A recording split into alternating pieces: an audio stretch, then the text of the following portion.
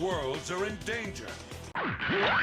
Hello everybody, I am Baltmatrix, and today we are taking a look at Transformers Legacy Titans class Metroplex. Now this is Metroplex from Transformers Cybertron, otherwise known as Megalo Convoy in Transformers, not Superlink, Galaxy Force. This figure comes in a Giganto Titans box, Titans class box, but mine, well, here, let me show ya.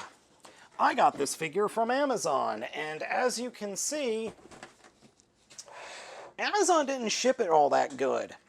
They put the tape right along the side, and then they put the label right over Metroplex's face on the other side. No, you do not get to see my home shipping address. So I'm trying something a little bit different. Instead of having the camera right in front of me, I've got the camera off to the side, so I'm constantly having to look and make sure everything's in frame. I'm just trying something a little bit different than usual, because this is a big boy. This is a real big boy.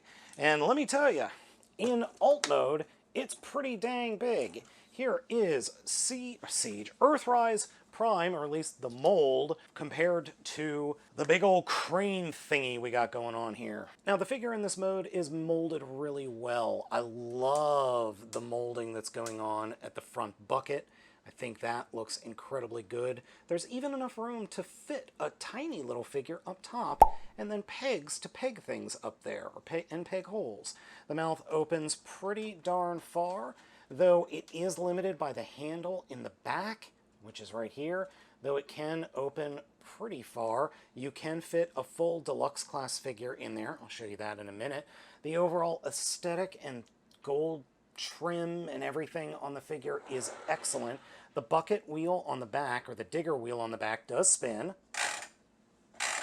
though not a lot. And unfortunately, it does lack the Cyber Planet key gimmick of the original figure. Now, as you can see here on the other side of the bucket unit, it does have the molding for what was that original Cyber Planet key gimmick, but it no worky. In this mode, the figure has a couple of movements. First off, it can move its giant weapon thing back and forth, though not that far, only about 30 degrees in either direction. Though it does have quite a bit of posability. However, the ratchets are incredibly tight on this back piece, and if you pull it too hard, it does have a tendency to pop off, which you can see happening right there. The mode itself is nice, it's compact, it holds together well, and it also has little shovel buckets here, right at the feet. You can see them moving up and down. That's so cute. Overall, it's a pretty darn okay alt mode for a giant Cybertronian mining equipment thing. Now, in terms of scaling, with the most recent Titans class figure to be released, you could see that it is roughly same in length. However, in width, the arc is pretty much got it beat. But they both have the same kind of shelf presence, except Metroplex is much higher than the arc. I mean, especially with the giant the giant, I don't even know what you would call this, the giant structure on the top of the vehicle mode. Yes, Metroplex does kind of look like a brick with a giant gaping mouth and axe, while the arc is, let's face it, it's a frickin' spaceship. That's what a spaceship is supposed to look like. That's a Cybertronian brick. Now, there is some fun to be had with the two in vehicle mode.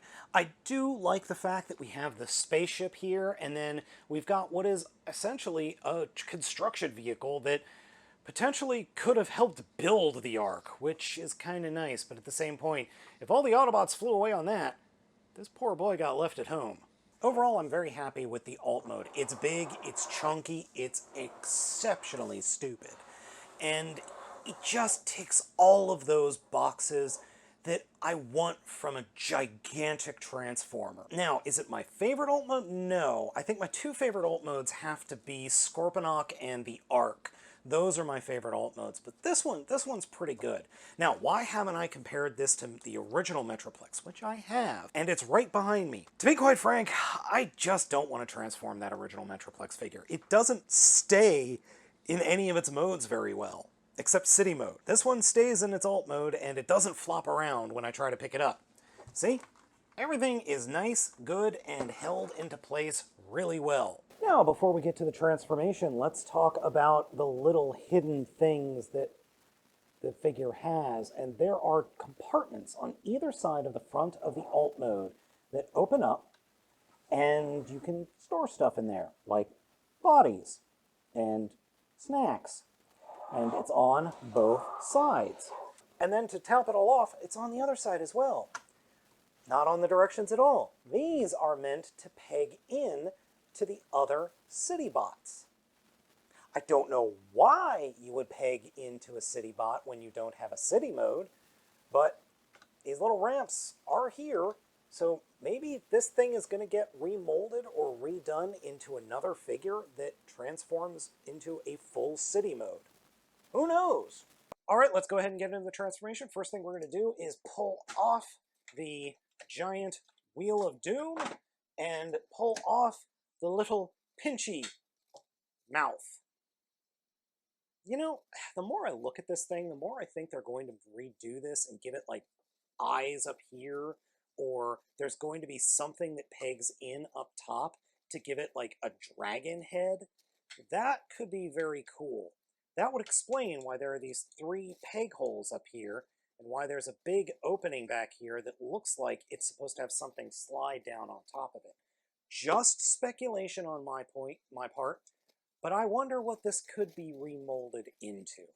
Okay, let's put it off to the side and come to the brick.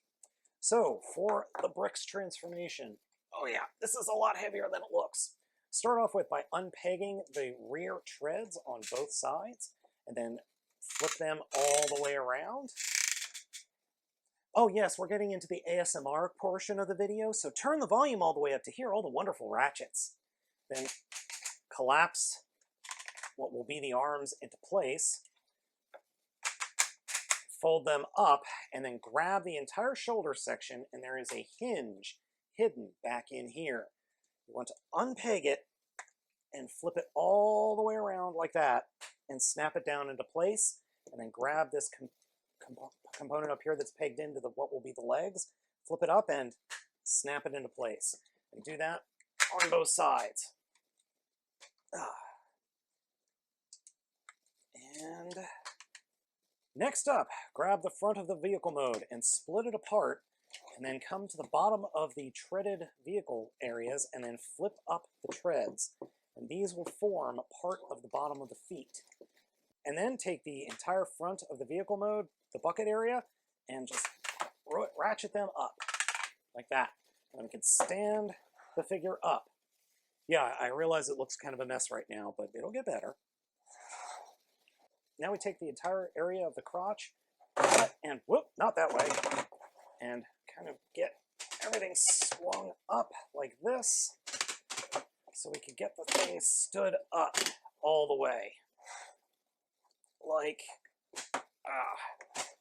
that. I told you, this is a lot harder than it looks. Now, for the torso, grab the front here, pull it up, flip this white piece out, turn this area around, then grab the entire section, flip it all the way around, and drop it down, and there is a little peg piece that will guide you. It doesn't actually peg into place, but it guides you, and then you can fold the front down like that, bring the head forward, and it'll slide forward. Take the arms, and you've got, when you move the shoulders on both of these, you've got to hold this connector in place. Otherwise, because the ratchets are so tight in the shoulders, things will untransform on you. So grab those, bring the arms around, split the legs apart to give it a little bit more stability, and then these connectors will peg into these bits of the construction equipment. Now, one thing you do need to be aware of is, well, it doesn't really matter which side you go on, but I prefer the giant wheel, bucket wheel, on this side and the pincer claw on the right side of the figure. And be careful here. Getting these bits connected to here and here requires way more force than I thought would be necessary. And I actually pulled a muscle doing this. So, oh, God damn it. The best way I've found is to leverage it in and then push it in like that. Even then, you can hear me straining. And no, I'm not doing this for comedic effect or for clicks or anything. It really is that hard to get these things snapped into place. Eesh. And that, my friends, is the brute mode. I am not afraid to say that the brute mode is far and away my favorite of the three modes. It's squat, it's just powerful looking, and it's actually kind of scary. I mean, if this thing came at me, I would be terrified. I don't know about you. The giant arms are a bit heavy. That explains why the ratchets in the shoulders and in the elbows are so incredibly tight. But I'm glad that they decided to do that, because otherwise this thing wouldn't even be able to hold its own arms up. Besides the giant melee weapons, it does possess these tiny little guns that fold out, which are very cool, and I like them. And then this head sculpt. Oh, the brute head sculpt is so cool. If anything looked like a Megazord head where people would sit in it to pilot it, this is it. It's very cool. Posability-wise, head is on a swivel, shoulders are ratcheted, and I'll do a full posability for the final alt mode, or final robot mode, and you'll see just how crazy posable this is. As you saw with the transformation in this mode, the ratchets are real tight and real loud, and just about every joint is ratcheted, except the head. Now, scaling this bad boy with an Optimus Prime Earthrise mold, you can see that it's definitely bigger. It's definitely about twice the height of the alt mode, and it looks very good. It is very posable. But the biggest issue I have with the posability has to do with the shoulders. And I showed you this during the transformation. As soon as you start to move one, see, it already came undone. And it does it on the other side too. It does it less on one side than the other, but what we're going to do for the rest of the transformation is essentially we're going to flip the entire figure around 180 degrees and then just lengthen out the legs and do some stuff with the torso. So let's go ahead and get into that. Now, popping each part of the front of the brute arms off is, well, I mean, we're going to just combine them. Now, one cool thing that I want to show you is you can flip these struts on both of them from side to side. So we'll just put them on the same side, combine them, and then fold out the handle, which is normally tucked away like this. So just grab it and pull it out, flip it down, and straighten everything out. And there we go. And yes, if you're wondering, this is roughly how tall Metroplex is actually going to be in robot mode. Oh, you can't see that on camera. Just know it's tall right now. So, rest of the transformation. And again, ASMR portion, turn those headphones up because it's going to get real clacky in here. To start off with, we'll come down to the arms, fold them down, and open up the forearms, and flip out the hands. Close them up, and do that on both sides. Forearm, flip out the hand, and close it up. And there we go. And then just kind of point the arms forward like so. Take the guns that were originally pointing forward and point them straight back, then grab the chest, fold it up, lift it up, and just kind of turn the back here so that it can lift up and swing all the way around the figure. And you might have to move it to the other side just in order to get it done, and just let it dangle like that. Turn the bucket so that it's perpendicular to the rest of the body. Come to the back and open up these sections, and then flip the shoulders around towards where the head is now pointing. Lock them in place, and then close these black pieces up again, and they will peg in, thus allowing the entire torso to be pulled up like that. And then we can reach underneath this white piece that will be the chest, flip it down, fold it down, or flip this inner section down, fold the whole section down, and peg it into place like so. Turn the head around, and hey, what's peeking out of there? Well, we'll finish the transformation with that. Then we can take the arms, fold them down, flip the guns down, and then, my finger! Fold the arms down, turn the many ratchets around, and move the arm correctly into place. Do the same thing on the other side. I like to turn it so that all these screw holes are pointing towards the inside of the robot mode. And here we have what I like to call pseudo-brute mode. It's a little taller. Now, really the only thing left to do is straighten out the legs, and we gain quite a bit of height here. Right now, in this pseudo-brute mode, the figure stands approximately 17 inches, I would say. Yeah, just about 17 inches. So, we'll measure it after we're done here. So, what are we going to do here? Well, we're going to grab the figure's legs. First off, ratchet the leg back like so, and then ratchet the foot forward, and then extend the knee. So we'll do that again on the other side for you. Ratchet the foot forward, ratchet this shin piece back, and extend the knee, and we're just about done. All right, for the last bit, we're going to do the face reveal, and this is very similar to the original figure. We want to get in here and unpeg this thing that goes over the face, and it will lift up and over, and then we can simply peg it back in behind the head and just get the antenna up in where we want it, or where we want them. So in order to do that, just get them situated, peg them back together, and we're done. And we can then slide the robot head forward. And that's the robot head. I got to admit, it looks really good. It looks really good. Like, really good. Though it does look like it's screaming, which is a little bit disconcerting. The figure's light piping is really cool, but it is a bit on the scary side. I mean, the glowing red forehead and glowing red eyes are more terrifying than anything else.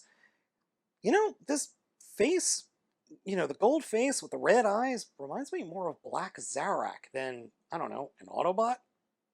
Head-to-toe Metroplex certainly looks the part. This is exactly what I've always envisioned the toy of Metroplex being in my head, even though I had the original, which I don't have access to anymore, but I do own it, and it's nowhere near this big. The figure's posability is really good, but there are a couple of flaws. Head is on a swivel, but it can look up and down. And one thing I forgot to show you with the brute mode, and I always miss this, has to do with the head and how the head can pose. So there is an actual extra joint in here that you can lift the head up in brute mode and put it back on the body a little bit more. It's not shown in the directions to do that in any meaningful way, nor is it shown to do that in like any of the modes for any reason, in the directions specifically. Shoulders are on ratchets, but again, you got to be careful when moving them because they will untransform the figure. Then they can move in and out, and those are on ratchets. Then the upper arms are ratcheted. Then the elbows are ratcheted. Then the actual forearms are ratcheted. And then the hands are on swivels, thank God. And there's a thumb and a hand in and out for grabbing the giant weapon. There is posability in the abdomen. He does possess an ab crunch, though it is ratcheted. Mine doesn't really ratchet all that well. Like, it doesn't stay, so I go to move a shoulder and I end up flopping the figure back. I don't know if this is a universal problem or if it's just my copy. It does have a side-to-side ratchet,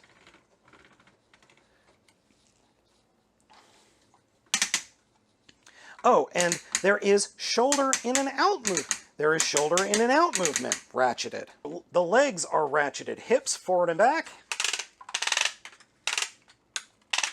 In and out. The knees. The thighs. There are ratchets there. There are ratchets in the shins, and then the feet have side to side, but not as much as you would think or hope. But the toes do move up and down, sort of, and then the heels move up and down. And this figure has so much posability, even its crotch plate can move. It can move up and down. It's not in the directions. I have no idea. Happy? Mad. Happy? Mad. He has an angry crotch. Finally, with the finalization of the transformation, we went from 17 inches to a whopping 22 inches at the top of his antennae. Well, now what about his giant freaking war thingy? Well, you could do a couple of things with it. One, he can hold it, and that is done by just sliding his hand onto the connector piece. And yes, the figure holds the weapon with no problem. Just getting it in his hand is a little bit tricky, but once you do, it's not going anywhere. See, what I tell you, he can hold it, and it's not even actually resting on the ground or on the table. It's being held completely by one arm. That is a testament to how tight and these ratchets are, because this thing is not light. And according to my kitchen scale, it's 1 pound and 1 ounce. Or 0.481 kilograms for all you metric folks. When not in use, the weapon can be stored on Metroplex's back. To do that, you open up this section, open these bits, put it on a diagonal, and then peg this peg and this peg into these 2 peg hole slots on the actual weapon. Good luck, though. It's very, very difficult to get these bits pegged in correctly, and requires a lot of force and a lot of dexterity. And I don't know if it's going to show up on camera, but both of these pegs are already showing some wear and tear. So in order to get it on there, you kind of have to put your finger on the top one and get that slid in place, and on the bottom, get your finger in there and hold it, and then snap it into place. There we go. And then it gets it on there, and he's carrying it like some kind of weird circular broadsword. But the ratchet that the thing uses isn't really strong enough to keep it held up, so you end up with a giant pendulum on his back. Which, I'm not gonna lie, that could be really cool if it didn't, hit his legs every time it swings back.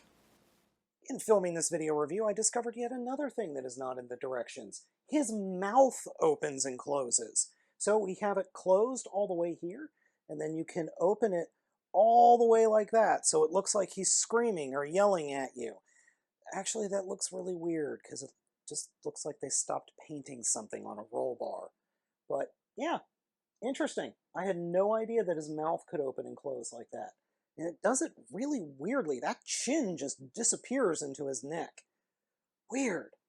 Though I'm glad I discovered that in the course of filming this review, because earlier that head sculpt was... I liked the head sculpt, but it looked unfinished. Remember I said it looked like it was screaming earlier? Well, that's because the mouth was open. This is my favorite pose that I've been able to get Metroplex into. It mimics the box as much as possible. And it works. I mean, it looks like he's getting ready to attack. Now, I did have to flip the hand holding the front of the weapon around so it just cradles in his hand, because there's not enough friction in the connection between the hand and the handle that could actually hold the weight of the entire weapon.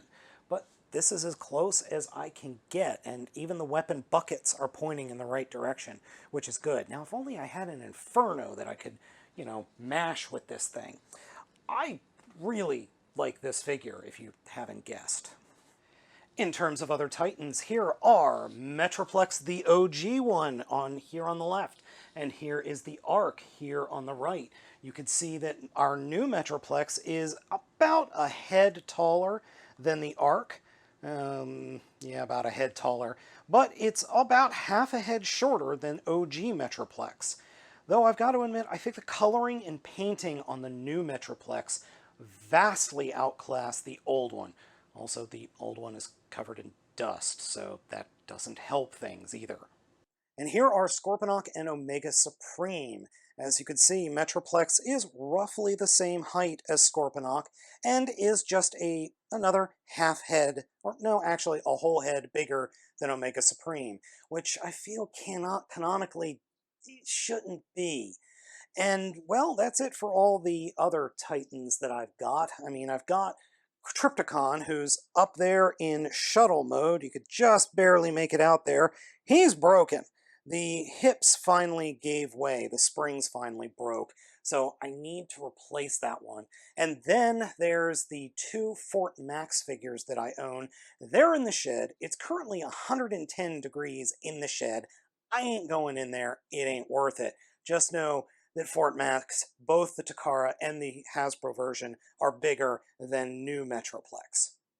So at the end of the day, is this new Metroplex worth it? Abso-freaking-lutely. I realize this is not going to be the figure for everybody. I totally understand that. But I love this thing. It's got a wonderful robot mode, it's got an absolutely fantastic secondary robot mode, and it's got an alt mode that is quirky and different and just cool. Now, what is Hasbro going to do with this thing? I don't know. I don't think we've ever had a repaint of that original Cybertronian Metroplex, aka Megalo Convoy. As I said earlier, I suspect that they're going to remold it somehow, make it a giant dragon-like creature, just based off of the connection ports that are on the end of that weapon. But that is just hearsay. We'll have to wait a month or two before Takara decides on what they're going to show to us.